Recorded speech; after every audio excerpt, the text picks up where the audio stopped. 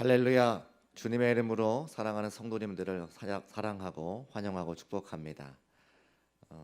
가정에서 또 일터에서 또 성전에서 예배하시는 여러분들에게 하나님의 크신 은혜와 사랑과 축복이 함께 하시기를 다시 한번 주의 이름으로 부탁을 드립니다. 찬송가 94장 함께 찬송하시며 수요 예배를 시작하겠습니다.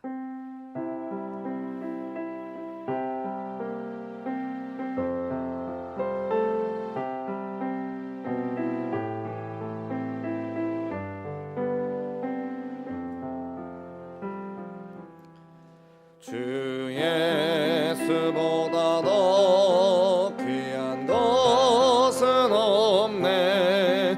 이 세상 부귀와 바꿀 수 없네. 영죽은 내 대신 돌아가신 그 놀라운 사랑 잊지 세상 즐거움 다 버리고 세상 자랑 다 버렸네. 주 예수보다 더 귀한 것은 없네. 예수밖에는 없네. 주 예수보다 더 귀한 것은 없네. 이 세상 명예와 바꿀 수 없네. 이전에 즐기던 세상 일도 주 사랑하는 마음 맺지 못해. 세상 즐거움 다 버리고 세상 자랑 다 버렸네. 주 예수보다 더 귀한 것은 없네. 예수밖에는 없네. 주 예수보다 더 귀한 것은 없네. 이 세상 행복과 바꿀 수 없네. 유혹과 핍박이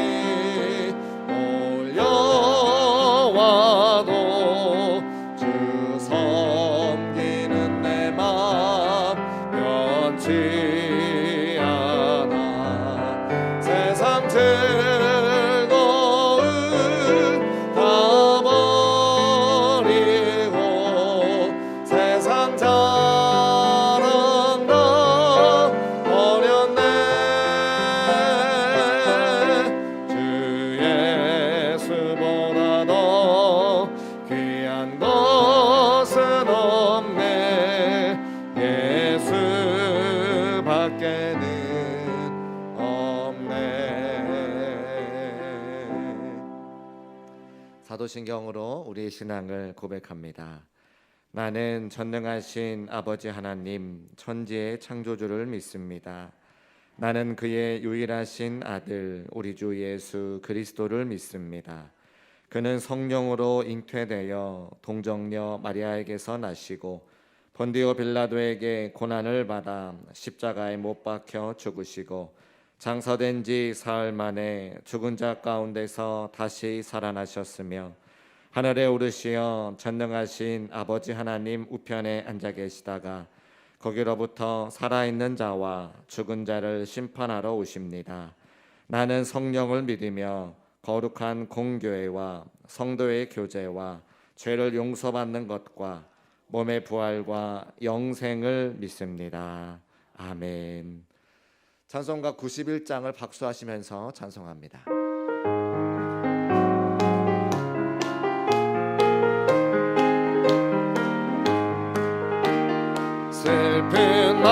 믿는 사람 예수 이름 믿으면 영원토록 변함없는 기쁜 마음 얻으리.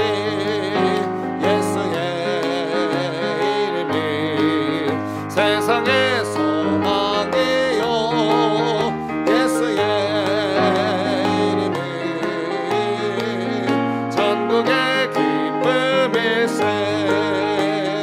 거룩하신 주의 이름 너의 방패 삼으라.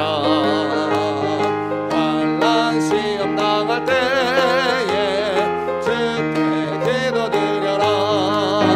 예수의 이름이 세상의 소망이요. 예수의 이름이 천국의 기쁨일세. 존귀하신 주의 이름 우리 기쁨 되도다. 주의 품에 안길 때에 기뻐 찬송 부르리.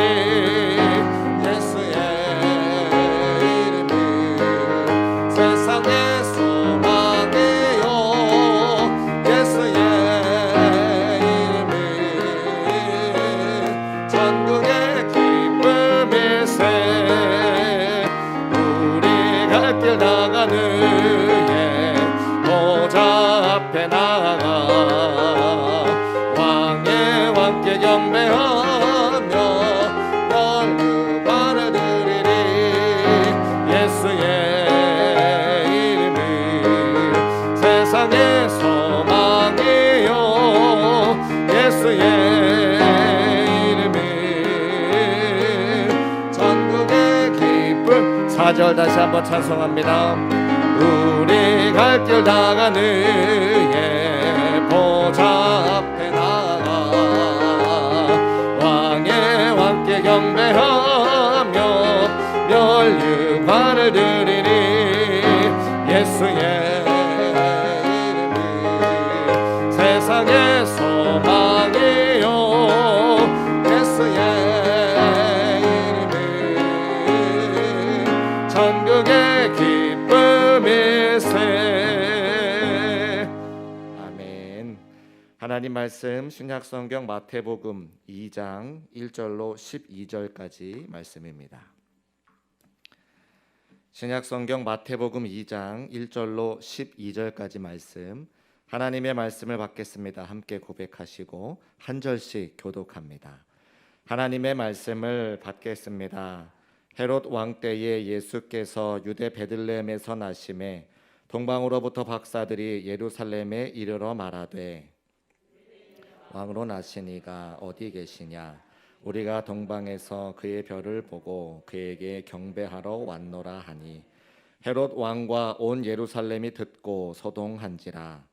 왕이 모든 대제사장과 백성의 서기관들을 모아 그리스도가 어디서 나겠느냐 물으니 이르되 유대 베들레헴이오니 이는 선지자로 이렇게 기록된 바 또 유대 땅 베들레헴아 너는 유대 고을 중에서 가장 작지 아니하도다. 내게서 한 다스리는 자가 나와서 내 백성 이스라엘의 목자가 되리라 하였음이니이다. 이에 헤롯이 가만히 박사들을 불러 별이 나타난 때를 자세히 묻고 베들레헴으로 보내며 이르되 가서 아기에 대하여 자세히 알아보고 찾거든 내게 고하여 나도 가서 그에게 경배하게 하라. 박사들이 왕의 말을 듣고 갈새 동방에서 보던 그 별이 문득 앞서 인도하여 가다가 아기 있는 곳 위에 머물러 서 있는지라. 그들이 별을 보고 매우 크게 기뻐하더라. 집에 들어가 아기와 그의 어머니 마리아가 함께 있는 것을 보고 엎드려 아기께 경배하고 보배압을 열어 황금과 유향과 모략을 예물로 드리니라. 그들은 꿈에 헤롯에게로 돌아가지 말라 지시하심을 받아 다른 길로 고국에 돌아가니라. 아멘. 담임 목사님께서 말씀 전해주실 텐데 여러분 담임 목사님 많이 보고 싶으셨나요? 물론 화면으로 많이 보셨겠지만 실물로 보시는 건 오랜만이니까 반가운 마음을 갖고 우리 박수로 한번 환영하도록 하겠습니다.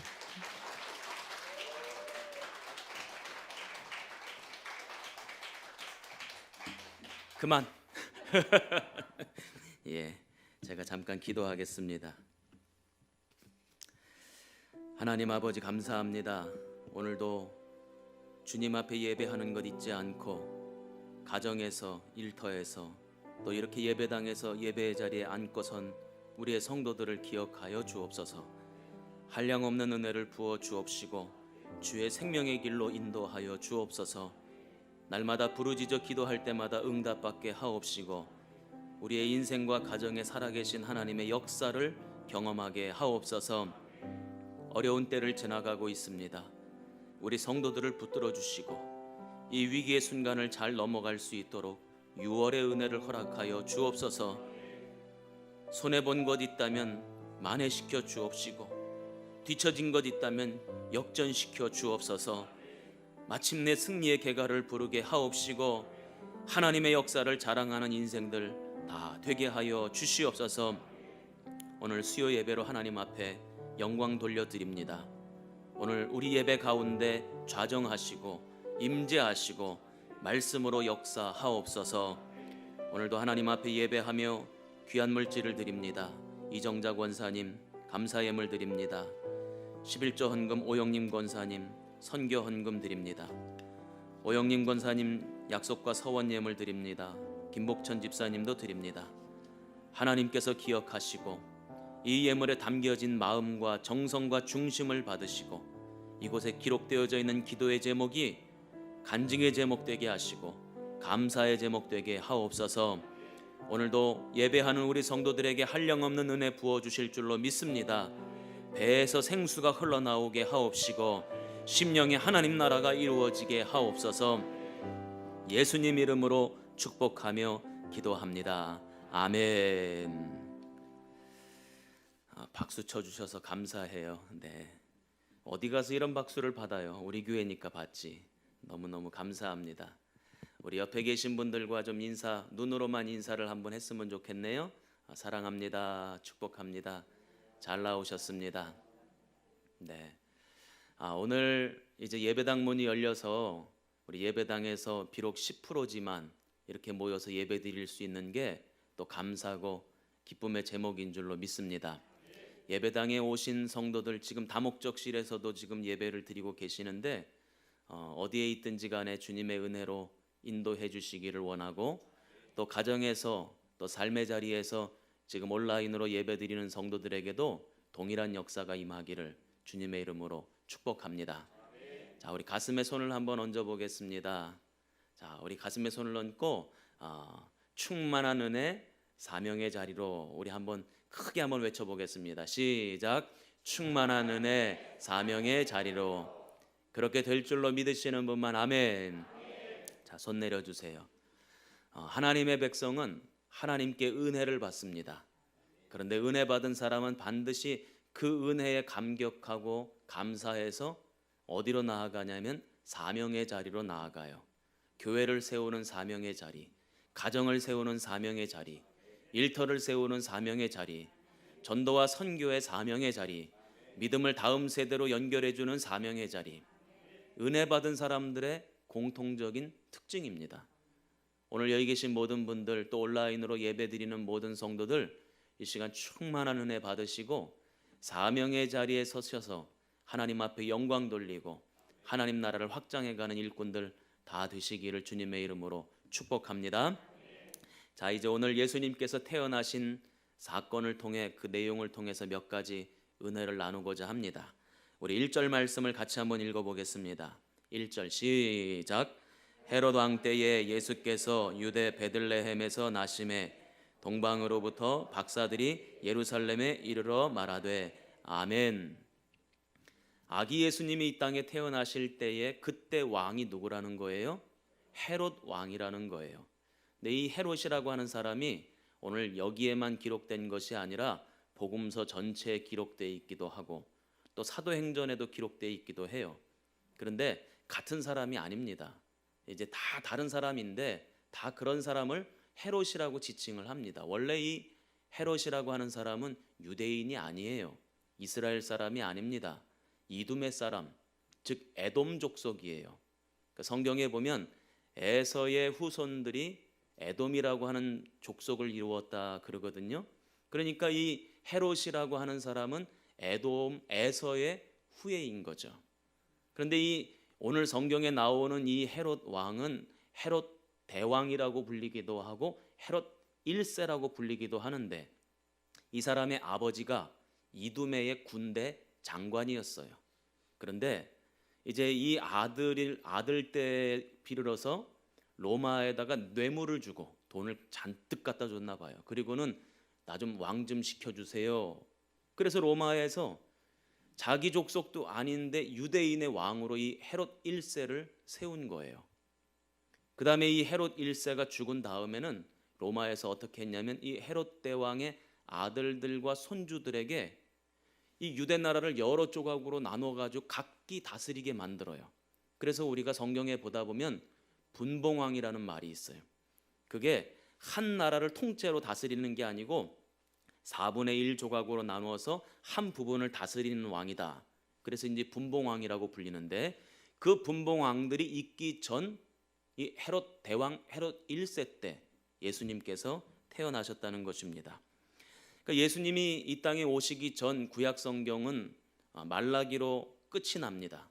그리고는 마태복음으로 신약 시대가 열리게 되는데, 성경에서는 이게 종이 한 장이에요. 구약 성경이 끝나고 신약 성경이 시작되고, 구약의 선지자들을 보내셔서 하나님의 말씀을 전하시고, 이제 드디어 그 말씀의 성취에 따라 예수님께서 태어나시게 됐는데, 성경으로 보자면 종이 한 장 차이인데 횟수로 따지자면 그게 몇 년이냐면 500년이에요. 500년 동안 어떤 선지자도 보내지 않으셨어요. 어떤 말씀도 주시지 않으셨어요. 그래서 신학 공부할 때, 이스라엘 역사를 공부할 때 이 시기를 뭐라고 부르냐면 암흑 시대라고 불러요. 소망이 없고 희망이 보이지 않고, 이스라엘 백성들도 그런 생각을 했다는 것입니다. 하나님이 우리를 버리셨는가? 하나님이 우리를 이제 포기하셨는가?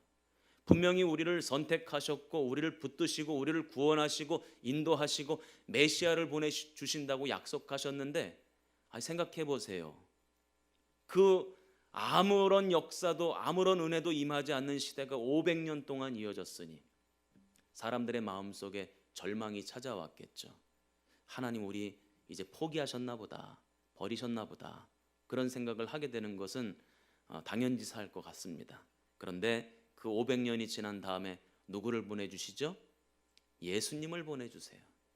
한번 따라해 보시기 바랍니다. 예수님을 보내주셨습니다. 이것은 무슨 말씀이냐? 주님은 절대로 포기하지 아니하신다는 거예요. 사람은 포기할지 몰라요.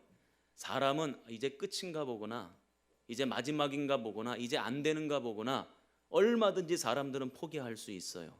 그런데 하나님은 포기하지 않으신다. 그래서 우리에게 소망이 있는 줄로 믿습니다. 오늘 포기하지 아니하시는 하나님이 우리의 믿지 않는 가족들을 붙드실 것이고, 우리의 가정을 인도하실 것이고, 포기하지 않는 하나님이 이 나라와 이 민족을 지켜주실 줄로 믿습니다.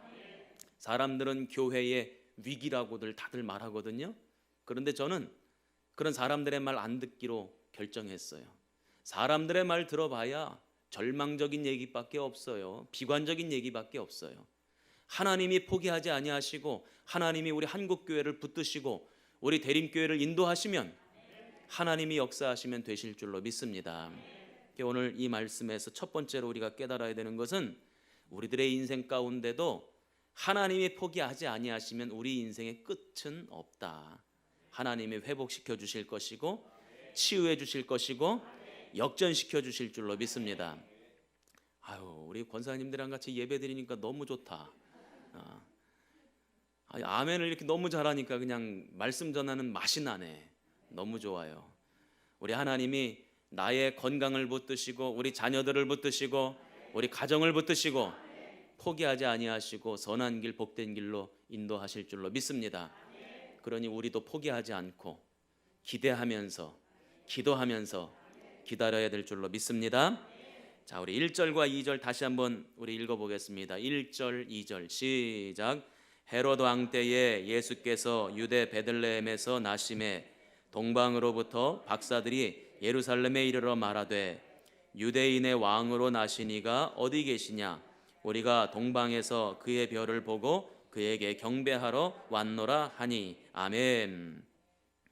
동방에서 박사들이 별을 보고는 예루살렘에 찾아왔다는 거예요.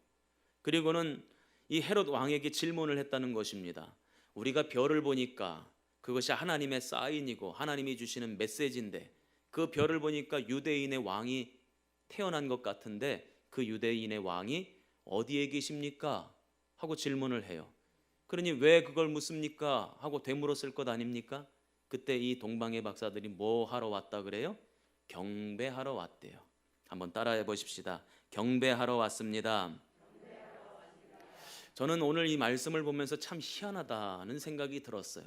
왜냐하면 아기 예수님의 탄생의 소식을 처음으로 듣고 처음으로 경배하고 처음으로 영광 돌린 사람들의 면면을 보면 대단한 사람들이 아니에요.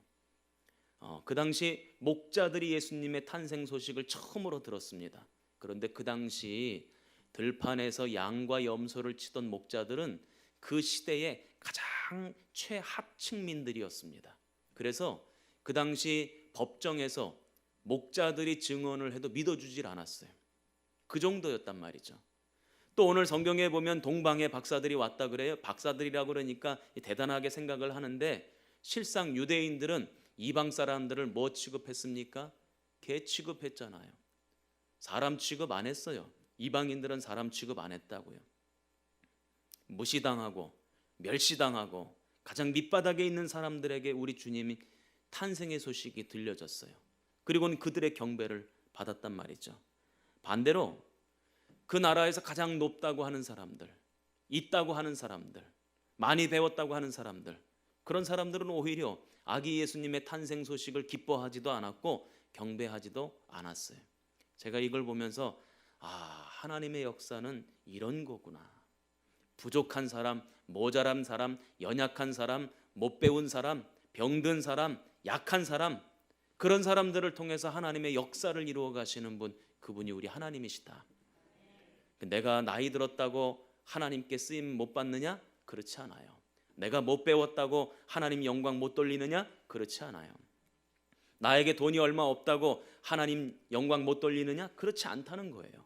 하나님은 어떤 분인가 봤더니 미천한 것들을 들으셔서 귀하게 쓰시고, 또 약한 것들을 들어서 강하게 하시고, 없는 것들을 들어 쓰셔서 있는 것들을 부끄럽게 하시고, 배운 것 못 배운 자들을 일으키셔서 배운 이들을 창피하게 만드시는 분, 그분이 우리 하나님이신 줄로 믿습니다.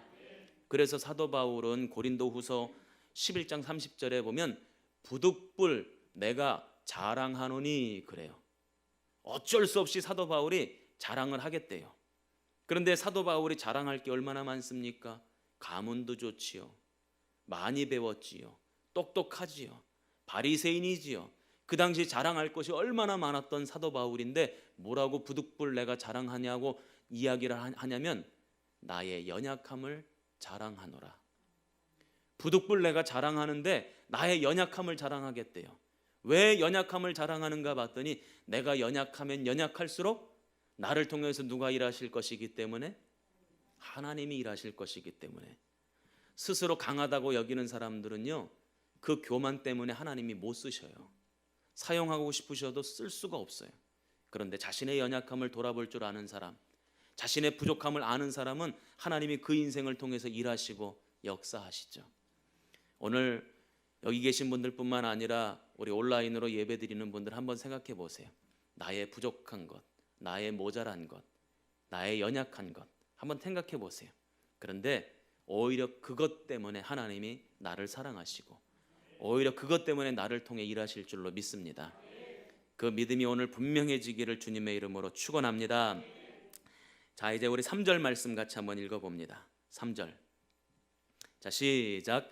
헤롯 왕과 온 예루살렘이 듣고 소동한지라. 아멘. 동방에서 박사들이 유대인의 왕이 어디에서 태어나셨습니까? 경배하러 왔습니다. 그러니까 헤롯 왕도 소동이 일어났고 또 예루살렘에 있는 사람들도 소동이 일어났대요. 그 소동이 일어난 이유가 뭔가 좀 다를 것 같아요. 헤롯 왕은 왜 그 마음속에 소동이 일어났을까요?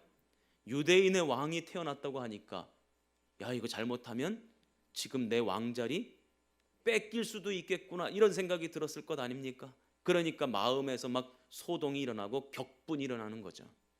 반대로 예루살렘은 왜 소동이 일어났을까 봤더니 500년 동안 하나님이 잠잠하신 줄 알았고 포기한 줄 알았고 우리는 버려졌다고 생각을 했는데 그게 아니었어요.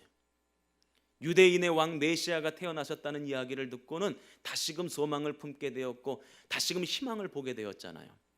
사람이요, 희망이 있으면요 가만히 있을 수가 없어요. 소망이 있으면 가만히 있을 수가 없어요. 기도는 누가 하느냐? 소망 있는 사람이 해요. 찬양은 누가 하느냐? 희망을 본 사람이 해요. 그런 사람이 일어나서 주님 두 손 들고 찬양하고 부르짖어 기도하는 거죠. 소망 없는 사람, 희망 없는 사람은 기도도 못 하더라고. 예루살렘에 소망이 생겼고 희망이 보였다는 거예요. 그래서 소동이 일어났다는 것입니다. 저는 이걸 보면서 예수님의 태어나심에 대해서 희비가 엇갈리는구나. 어떤 사람은 예수님 탄생 소식이 두렵고 염려가 되고 걱정이 되지만 어떤 사람에게는 예수님의 탄생 소식이 기쁨이 되고 소망이 되고 감사가 되는구나. 오늘 여기 계신 분들은 어디 쪽이세요? 앞쪽이에요? 뒤쪽이에요? 뒤쪽이죠? 그런 줄로 믿습니다. 예수님 이 땅에 태어나셨습니다. 이 소식이 그 어떤 소식보다도 우리에게 기쁨이 되고 감사가 되고 소망이 되는 줄로 믿습니다. 이제 동방에서 박사들이 와가지고 헤롯 왕한테 물어보는 거예요. 그 나라의 왕이니까 헤롯이 제일 잘할 것 아닙니까? 그 유대인의 왕이 어디에서 태어났는지 좀 우리한테 좀 알려주세요. 그런데 헤롯이 알아요, 몰라요?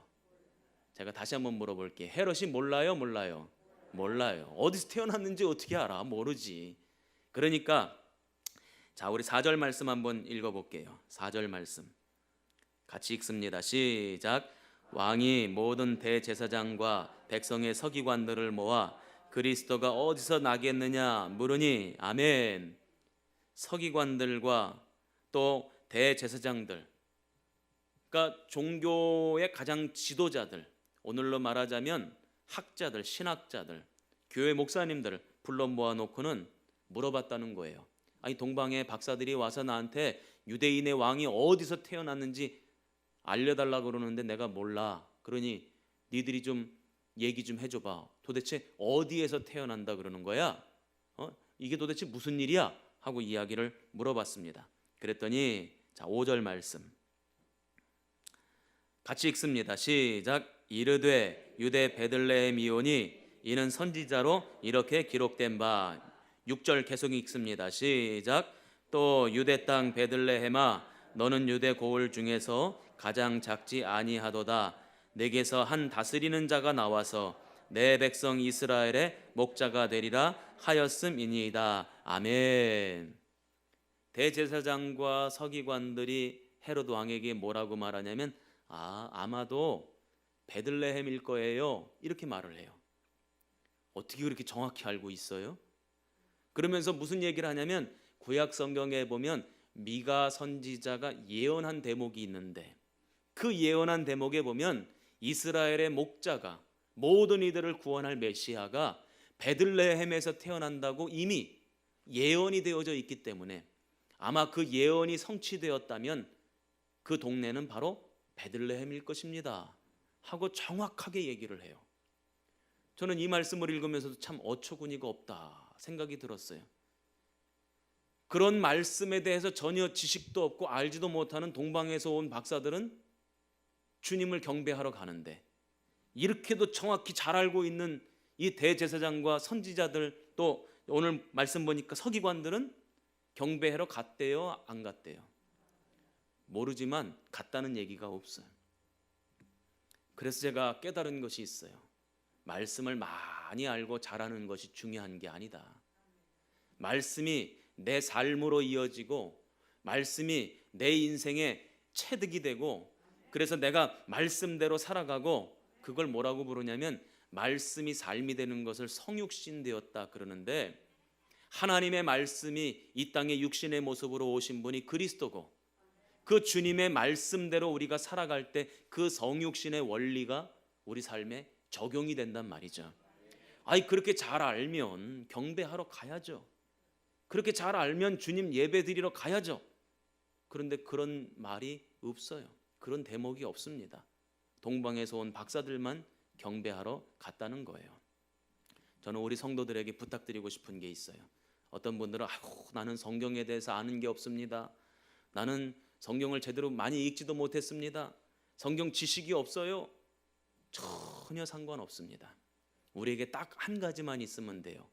예수님이 그리스도이심을 믿으십니까? 그 믿음만 분명하면 되는 거예요. 그리고 그 믿음 따라 우리의 삶을 살아가면, 말씀 따라 살아가면 되는 줄로 믿습니다. 날마다 말씀이 우리 성도들의 삶에서 이루어지기를 주님의 이름으로 축복합니다. 자, 이제 우리 8절 말씀을 한번 읽어보겠습니다. 8절 말씀 같이 한번 읽어봅니다. 시작.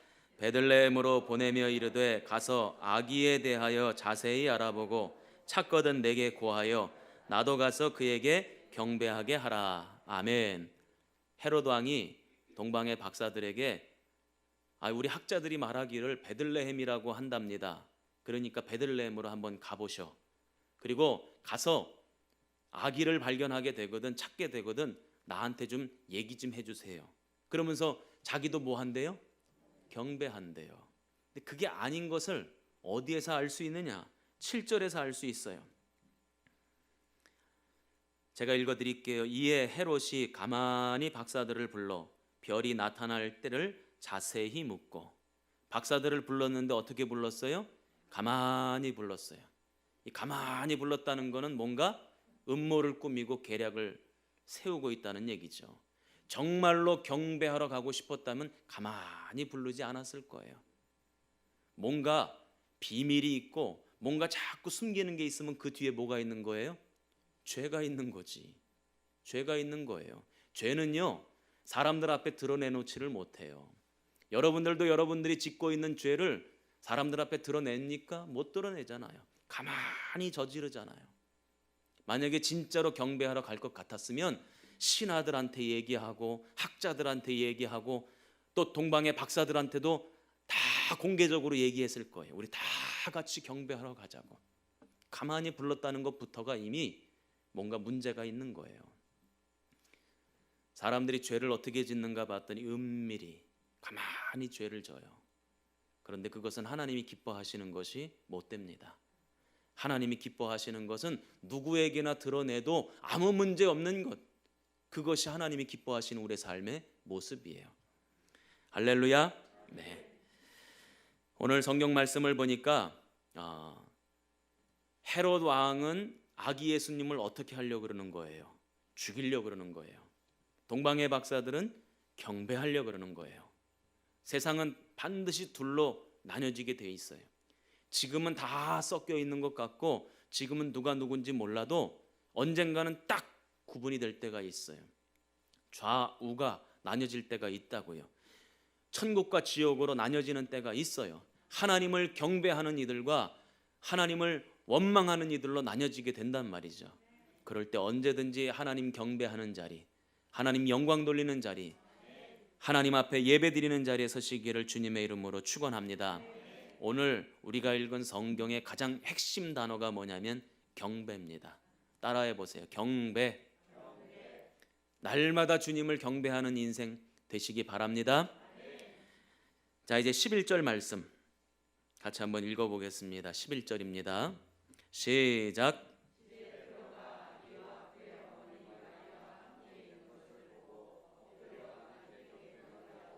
보배압을 열어 황금과 유향과 모략을 예물로 드리니라. 아멘. 동방의 박사들이 아기 예수님을 찾고는 보배합을 열어서 예물을 올려드리면서 하나님 앞에 경배하고 아기 예수께 경배를 돌려드렸다는 거예요.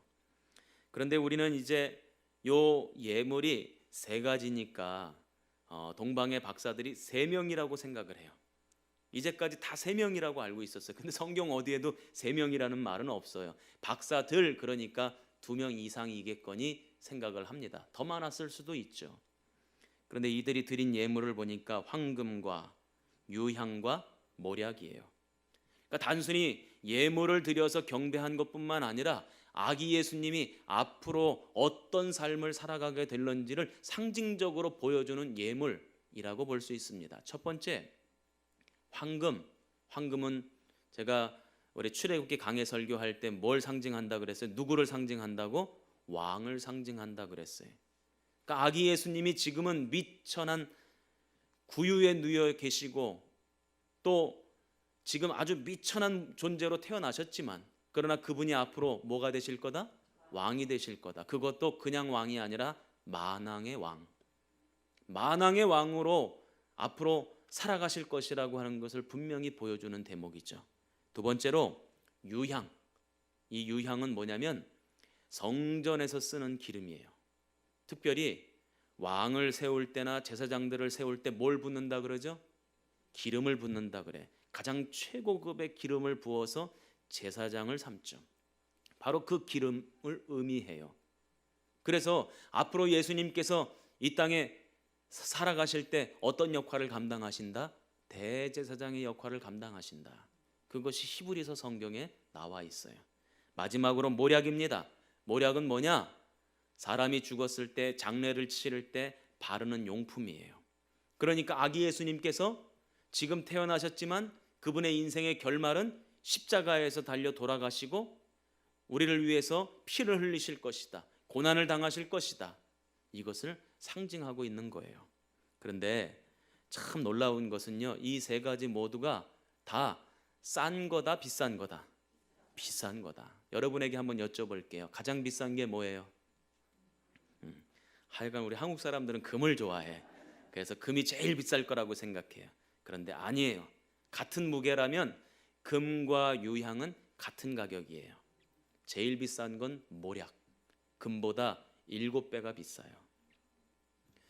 우리 주님께서 하나님께서 동방박사들을 보내셔서 아기 예수님에게 경배 드릴 때에 이 세 가지 예물을 드리게 하신 이유가 뭘까? 앞으로 그의 인생을 지금 상징적으로 설명해 주고 있는 대목도 있지만 그러나 잠시 뒤면 아기 예수님은 어디로 피난길을 가야 됩니까? 저 애굽 땅으로 피난길을 가야 돼요. 애굽 땅으로 피난길 가게 되면 집을 가져갈 수가 있습니까? 땅을 가져갈 수가 있습니까?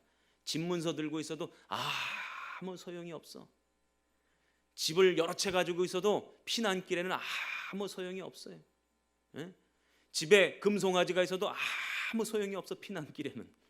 우리 6.25 한국전쟁을 경험해 보신 분들은 아마 아실 거예요. 저희 부모님들도 두 분 다 황해도 분들이신데 이제 1.4 후퇴 때 내려오셨거든요. 뭐 가지고 내려와요? 쌀 들고 밥통 들고 가마솥 들고 그러고 내려오는 거예요. 피난길에는 뭐가 가장 중요하냐? 현금이 중요해. 지금 아기 예수님께서 애굽 땅에 피난 가실 때 부모님들과 더불어서 피난 가실 때 가장 필요한 재물을 지금 하나님이 예비해 놓으신 거죠. 저는 이것을 보면서 그렇구나. 우리 하나님은 어떤 하나님이시다? 여호와 일의 하나님이시다. 예비하시는 분이시다. 준비하시는 분이시다. 그 하나님이 오늘 우리들의 인생 가운데도 예비하신 복이 있고 준비하신 은혜가 있는 줄로 믿습니다.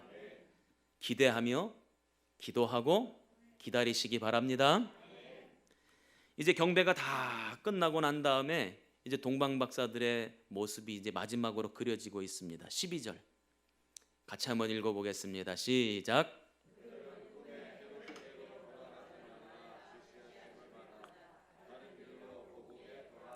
아멘. 헤로드 왕이 동방의 박사들에게 뭘 요청했습니까? 아기 예수님 태어나신 곳이 어딘지 알게 되거들랑 나한테 알려주세요. 왜요? 죽이려고. 그래서 왕이 부탁한 것이니까 동방의 박사들이 그렇게 하려고 마음 먹었는데 오늘 말씀을 보니까 꿈에 헤로데게로 돌아가지 마라 하는 주님의 음성을 들었다는 거예요. 그리고는 어떤 길로 갔대요? 다른 길로 갔대요. 다른 길, 생명의 길로 갔다는 거예요. 우리가 인생을 살면서 이 땅에서는 하나님의 나라가 완벽하게 이루어지지 않았기 때문에 사람들이 뭐라 그러냐면 세상 방식대로 살아가야 된다 그래요. 그렇게 하는 거 아니야. 이거는 이렇게 살아가야 되는 거야. 그러면 우리가 살다 보면 말씀대로 살려고 애를 쓰다가도 종종 우리가 선택의 기로에 놓여지게 돼요. 무엇인가를 결정해야 될 때가 찾아오게 됩니다. 그때 말씀대로 할런지 세상 사람들이 말하는 방식대로 할런지 고민이 되죠. 그러다가 세상 사람들 방식대로 살기로 딱 선택을 하는 순간 입에서 무슨 얘기가 나오냐면 어쩔 수 없었대요. 그럴 수밖에 없었다는 거예요. 환경이 그렇고 상황이 그렇고 세상이 다 돌아가는 길이 다 그렇다는 거예요.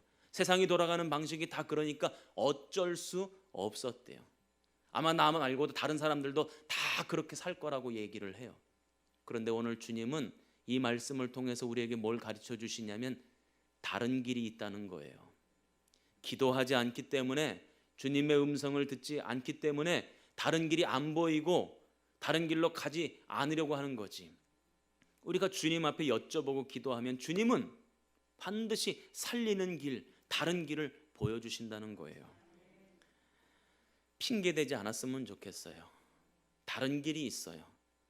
보지 못할 뿐이에요. 듣지 못할 뿐이에요. 우리 주님이 예비해 놓으신 다른 길이 있어요. 우리 주님이 인도하시는 다른 길이 있어요. 우리 주님이 우리의 발걸음을 이끌어 가시는 다른 길이 있단 말이에요. 그것을 볼 수 있어야 되고 들을 수 있어야 되고 알아야 되는 거죠. 잠언 14장 12절에는 이런 말씀이 있습니다. 어떤 길은 사람이 보기에 바르나 필경은 사망의 길이니라. 우리가 늘 인생을 살면서 수도 없이 많은 선택과 결정을 하게 될 때에 하나님이 원하시는 길이 무엇인지를 자꾸 여쭤봐야 합니다.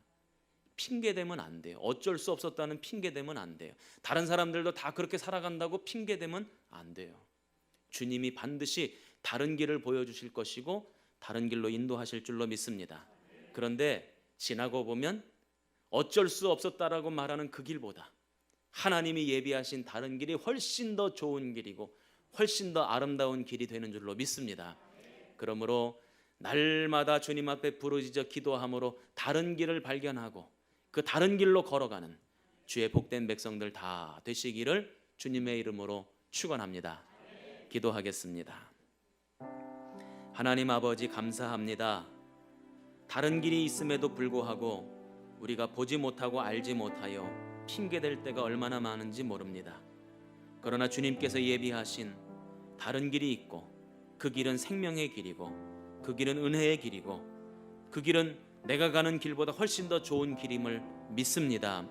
주님, 오늘 이 시간 우리의 영안이 열려지게 하시고 우리의 귀가 열려지게 하셔서 보게 하시고 듣게 하옵소서.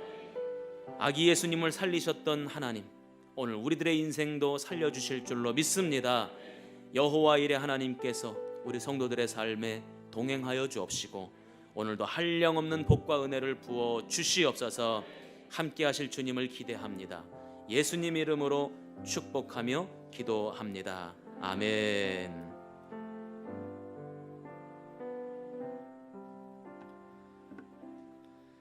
찬송가 436장 1절 두 번 찬송하시고 함께 통성으로 기도하겠습니다.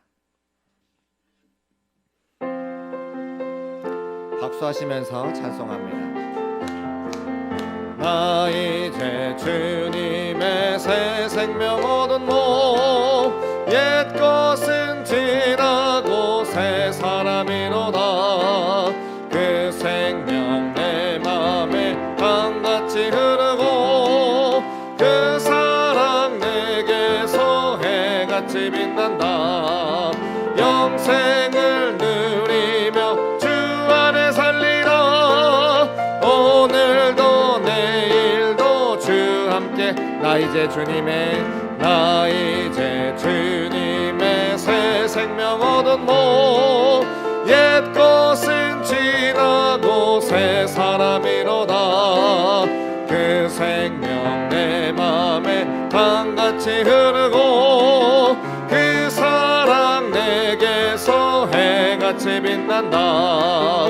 영생을 누리며 주 안에 살리라. 오늘도 내일도 주 함께 살리라. 아멘. 우리 우리 세 가지 기도 제목을 가지고 함께 기도하겠습니다. 첫 번째로 함께 기도하실 제목은 나라와 민족을 위해서 기도해 주시기를 바랍니다. 코로나19 바이러스가 속히 종식될 수 있도록 인도해 주시고 어려움 당한 이 나라와 이 민족을 기억하여 주셔서 하나님의 회복의 은혜를 더하여 주옵소서. 함께 기도하겠습니다. 살아계신 아버지 하나님 감사합니다. 나라와 민족을 위해 함께 모여서 기도할 수 있도록 은혜 베풀어 주시니 진심으로 감사합니다. 오늘 인도할 수 없는 코로나19 바이러스로 인하여 온 나라와 민족이 힘들고 하고 어려워할 때에 우리가 먼저 믿음 갖고 기도할 수 있도록 은혜 도와여 주셨사오니 의의 역사와 간구를 통해서 회복시키시는 귀한 날 될 수 있도록 역사하시고 인도하여 주옵소서. 우리가 함께 모여 기도합니다. 무릎 꿇어 간구합니다. 하늘 높여 우리가 외쳐 부를 때에 주의 우리를 들으시고 응답하여 주셔서 회복의 역사를 더해 주시기를 간절히 바라고 원합니다. 마음 가운데 소원을 품고 기도할 때에 주님 우리에게 들으시고 응답하여 주셔서 깨끗이 고쳐 주옵소서. 속히 종식될 수 있도록 인도하여 주옵소서. 회복의 역사가 강물같이 넘치기를 간절히 바라고 원합니다. 이 나라와 이 민족을 기억하여 주셔서 다시 한번 주 앞에 쓰임받는 민족 되어지기를 간절히 바라고 원하오니 주여 도와주시고 인도하여 주옵소서. 이 때를 위해서 우리가 먼저 믿고 함께 모여 기도하게 하심을 진심으로 감사합니다. 함께 모여 기도하는 가운데 있사오니 이 나라와 이 민족을 기억하여 주셔서 하나님의 궁예를 베풀어 주옵시며 회복의 역사를 더해 주시기를 간절히 바라고 원합니다. 하나님 도와주시옵소서. 하나님 인도하여 주옵소서. 위정자들을 기억하여 주셔서 하나님의 지혜가 다스릴 수 있도록 역사하시고 인도하여 주옵소서. 당자를 기억하여 주옵시고 하나님의 긍휼과 베풀어 주시기를 간절히 바라고 원합니다. 하나님을 도우시고 인도하여 주셔서 우리 하나님의 참 하나님이심을 기억하며 나아갈 수 있는 이 나라와 이 민족 될 수 있도록 역사하시고 인도하여 주옵소서. 다시 한번 기회 주시기를 원합니다. 복음을 증거하는 민족 되어지기를 원합니다. 복음을 전한 나라가 되어지기를 간절히 바라고 원하오니 주여 우리를 사용하시고 인도하여 주옵소서. 함께 모여 기도할 때에 하나님의 역사와 능력을 경험할 수 있는 귀한 시간 될 수 있도록 성령 하나님 도와주시고 인도하여 주옵소서. 함께 하시기를 간절히 바라고 원합니다. 화면을 보시고 함께 나라와 민족을 위한 공동기도문 기도하겠습니다. 전능하신 하나님, 온 세상이 하나님의 통치 아래 있음을 알고 하나님의 주권을 인정하며 하나님을 경외하는 나라와 민족이 되게 하옵소서. 이 나라와 이 민족에 코로나19가 속히 종식되게 하시고 확진자들을 회복시켜 주옵시며 각 사람들의 삶에 살아갈 소망을 허락하여 주옵소서. 무너진 경제와 실업의 증가를 막아주시고 해결책이 나오도록 위정자들에게 지혜를 더해 주옵소서. 나라의 위기를 잘 넘어갈 수 있도록 기도하는 한국교회가 되게 하옵소서. 거룩하신 예수님의 이름으로 기도드립니다. 아멘. 두 번째로 함께 기도하실 제목은 교회와 담임 목사님을 위해서 기도해 주시기를 바랍니다. 특별히 교육시설 리뉴얼과 마찬가지로 또 우리 예배당을 위해서 영상, 음향 개선 공사를 진행하려고 합니다. 모든 공사가 안전하게 될 수 있도록 인도해 주시고 하나님의 말씀 증거하시는 담임 목사님께 건강과 영력을 더하여 주셔서 하나님의 말씀 선포하실 때 부족함이 없도록 인도해 달라고 함께 통성으로 기도하겠습니다. 살아계신 아버지 하나님 감사합니다. 우리 대림교회를 기억하여 주셔서 이 어려움의 때에도 주의 말씀을 증거하게 하시고 하나님의 거룩한 일을 감당할 수 있도록 베풀어 주시니 진심으로 감사합니다. 우리 교회를 사용하여 주셔서 하나님의 거룩한 일을 감당할 때 부족함이 없도록 인도하시고 축복하여 주옵소서. 선교하는 교회가 되어지기를 원합니다. 교육하는 교회가 되어지기를 원합니다. 다음 세대에게 주의 복음을 가르치고 아버지 복음을 증거할 수 있는 교회가 되어지기를 간절히 바라고 원하오니 주여 우리를 사용하시고 인도하여 주옵소서. 세우신 담임 목사님 기억하여 주셔서 아버지 연간의 강건함을 더하여 주시사 하나님 말씀 대언할 때 부족함이 없도록 역사하시고 인도하여 주옵소서. 이 어려움의 때에 교회와 성도들 섬길 때 부족함이 없도록 성령의 능력과 은혜와 지혜를 베풀어 주시기를 간절히 바라고 원합니다. 교육시설을 기억하며 또 우리가 함께 모여 기도하며 준비하는 것 천상의 예배를 드리기 위해서 예배실 개선 공사를 진행하는 가운데 있사오니 하나님 인도하시고 축복하여 주셔서 모든 안전사고 나중에 붙잡아 주옵시고 아름다운 예배가 드릴 수 예배당이 될 수 있도록 인도하시고 축복하여 주옵소서. 한 사람 한 사람 기억하시기를 간절히 바라고 원합니다. 교회의 울타리와 울타리 밖을 기억하며 함께 충고하며 기도할 때 우리의 사랑하는 성도들을 기억하여 주셔서 회복시키시기를 원합니다. 인도하시기를 원합니다. 하나님의 힘과 능력과 은혜를 베풀어 주시기를 간절히 바라고 원합니다. 우리가 함께 모여 간절히 기도하는 가운데 있사오니 우리의 울타리 하나 기억하여 주셔서 하나님의 거룩의 역사와 능력으로 회복의 역사를 베풀으신 복된 시간 될 수 있도록 인도하시고 축복하여 주옵소서. 주옵소서. 하나님 우리 속도원들을 기억하기를 원합니다. 선교회원들을 기억하기를 원합니다. 우리가 함께 모여 중보하며 기도할 때에 하나님의 권능의 역사를 허락하여 주옵시고 기도한 대로 응답되어져 우리 하나님의 살아계심을 간증할 수 있는 형통한 자의 삶이 될 수 있도록 주여 도와주시고 인도하여 주옵소서. 마지막 때 대림교회를 통해서 한국교회가 일어나기를 원합니다. 하나님의 복음을 증거하는 교회가 되어지기를 원합니다. 우리 가서 선방에서 주의를 감당하기를 소원하오니 주여 우리를 사용하시고 인도하여 주옵소서. 아버지 기억하시기를 간절히 바라고 원합니다. 쓰임받는 복된 교회가 될 수 있도록 인도하여 주옵소서. 교회와 담임 목사님을 위해서 함께 공동으로 기도합니다. 사랑과 은혜가 충만하신 하나님, 우리 대림교회가 마지막 때에 하나님께 쓰임받는 교회가 되게 하시니 감사합니다. 선교하는 교회로 땅끝까지 복음을 증거하고 선교사님들을 후원하며 형제교회를 일으키는데 쓰임받게 하옵소서. 교육하는 교회로 다음 세대에게 복음을 전하고 예수님의 사랑으로 섬기는데 쓰임받게 하옵소서. 교육시설 리뉴얼에 이어 예루살렘실 음향 영상 개선 공사를 진행합니다. 안전사고 없도록 하시고 천상의 예배를 드리는 아름다운 예배실이 되게 하옵소서. 하나님의 말씀을 선포하며 축복의 통로가 되시는 담임 목사님께 영과 육의 강건함을 더하여 주시고 각 가정을 온라인으로 신방하며 축복 기도하실 때 기도한 대로 응답하시어 하나님께 영광 돌리고 각 가정에 행복과 기쁨이 가득하게 하옵소서. 동역하는 모든 사역자들에게도 같은 은혜를 더하여 주셔서 한마음 한뜻으로 우리 대림교회와 성도님을 섬기기에 부족함이 없게 하옵소서. 예수님의 이름으로 기도드립니다. 아멘. 마지막 세 번째로 함께 기도하실 제목은 들은 말씀을 기억하시고 여러분 각자의 기도 제목 가지고 기도하기를 원합니다. 함께 기도하겠습니다. 살아계신 아버지 하나님 감사합니다. 주의 은혜의 말씀을 더하여 주셔서 오늘도 은혜 받게 하시고 오늘도 살아계셔서 우리와 함께 하시는 하나님 아버지의 말씀과 은혜를 베풀어 주시니 진심으로 감사합니다. 삶의 자리마다 주의 말씀 붙잡고 승리하게 하시는 복된 말씀이 될 수 있도록 인도하여 주옵소서. 힘들고 어려운 삶을 살아가지만 주의 말씀 붙잡고 승리하기를 원합니다. 말씀이 우리에게 소망이 되게 하시고 말씀이 우리에게 위로가 되게 하시며 새로운 힘과 능력의 근원이 되어서 그 말씀 붙잡고 삶의 자리에 승리를 거두게 하시는 모든 성도들의 삶이 될 수 있도록 인도하여 주옵소서. 여러 가지 기도 제목들이 있습니다. 물질의 어려움, 건강에 엄당한 자들을 기억하여 주셔서 회복의 역사와 은혜를 더하여 주옵소서. 성전에 나와 무릎 꿇어 기도할 때에 각 가정에서 화면을 바라보며 기도할 때에 아버지 우리의 간구를 들으시고 응답하여 주셔서 하나님이 우리 아버지가 되시고 우리의 기도를 듣는다고 하는 그 사실을 간증할 수 있도록 주여 함께 하시며 인도하여 주옵소서. 관계에 어려움들이 있습니다. 아버지 직장 생활에 어려움들이 있습니다. 우리의 가정을 지키시고 우리의 자녀를 지켜주시사 모든 가정마다 자녀의 삶마다 주님께서 인도하신 놀라운 축복과 은혜를 허락하여 주옵소서. 너 믿음 가지고 기도하는 가운데 있습니다. 우리의 믿음을 보시고 응답하여 주셔서 아버지 기도한 대로 나타난 놀라운 역사와 축복이 모든 성도의 삶 가운데 있어지기를 간절히 바라고 원하오니 주님 함께 하시고 인도하여 주옵소서. 가정마다 하나님의 복과 은혜를 허락하시는 귀한 시간 되어지기를 간절히 바라고 원합니다. 주여 도와주시며 인도하여 주옵소서. 화면을 보시고 함께 기도합니다. 사랑의 하나님, 우리의 피난처가 되시는 주님의 은혜에 감사를 드립니다. 이스라엘 백성들에게 허락하셨던 구름 기둥과 불 기둥의 은혜가 대림교회 모든 성도와 가정에 임하기를 원합니다.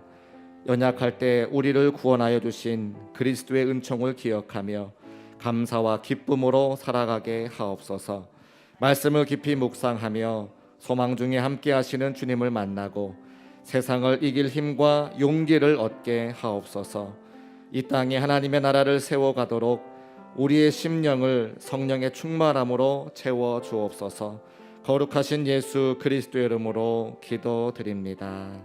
아멘. 주기도문으로 예배를 마칩니다. 하늘에 계신 우리 아버지, 아버지의 이름을 거룩하게 하시며 아버지의 나라가 오게 하시며 아버지의 뜻이 하늘에서와 같이 땅에서도 이루어지게 하소서. 오늘 우리에게 일용할 양식을 주시고 우리가 우리에게 잘못한 사람을 용서하여 준 것 같이 우리 죄를 용서하여 주시고 우리를 시험에 빠지지 않게 하시고 악에서 구하소서. 나라와 권능과 영광이 영원히 아버지의 것입니다. 아멘.